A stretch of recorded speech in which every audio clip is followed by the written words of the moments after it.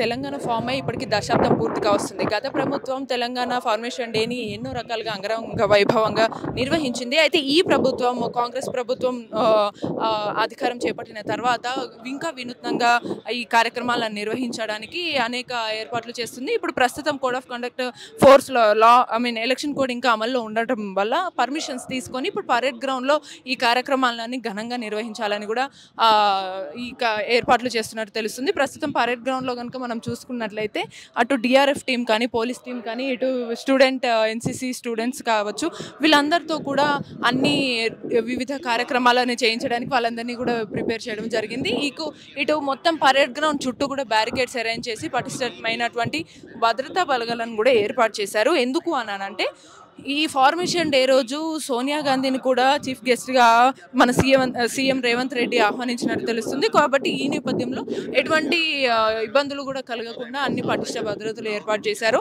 అలాగే first gun park దగ్గర ఉన్నటువంటి మార్టైర్స్‌కి తెలంగాణ అమరవీరులకి ట్రిబ్యూట్ ఇచ్చేసిన తర్వాత అక్కడి నుంచి పరేడ్ గ్రౌండ్‌కి వచ్చి ఇక్కడ మన ఫ్లాగ్ హాయిస్ట్ చేసిన తర్వాత అనంతరం మన తెలంగాణ జాతీయ గీతాన్ని వినిపించి దాని తర్వాత ఇక్కడ ఉన్నటువంటి పోలీసులకి, అలాగే తెలంగాణలో తెలంగాణ ఫార్మేషన్ కోసం పాటుపడినటువంటి అందరూ గొప్ప వ్యక్తులందరికీ కూడా అవార్డ్స్ ఇవ్వడం జరుగుతుందని కూడా తెలుస్తుంది.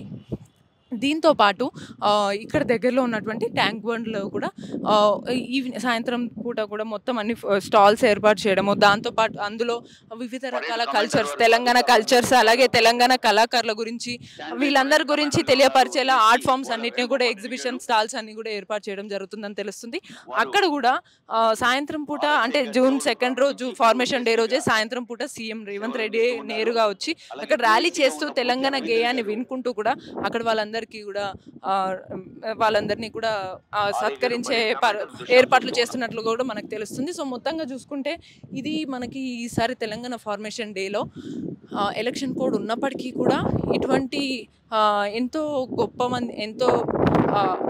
పేరుగాంచినటువంటి తెలంగాణ ఫార్మేషన్ కోసం ప్రాణాలు వదిలేసి మరి పోరాడినటువంటి అమరవీరులను గుర్తించుకుంటూ కూడా ఎంతో గొప్పగా చేసుకోవాల్సినటువంటి తెలంగాణ ఫార్మేషన్ డేకి ఎటువంటి లోటు రాకుండా అన్ని అంగరంగ వైభవంగా నిర్వహించేందుకు తగిన ఏర్పాట్లన్నీ కూడా మనకి ఇక్కడ చేసినట్టు తెలుస్తుంది. వీడియో జర్నలిస్ట్ రాఘవేంద్రతో భవ్యశ్రీ, మైక్ టీవీ, హైదరాబాద్.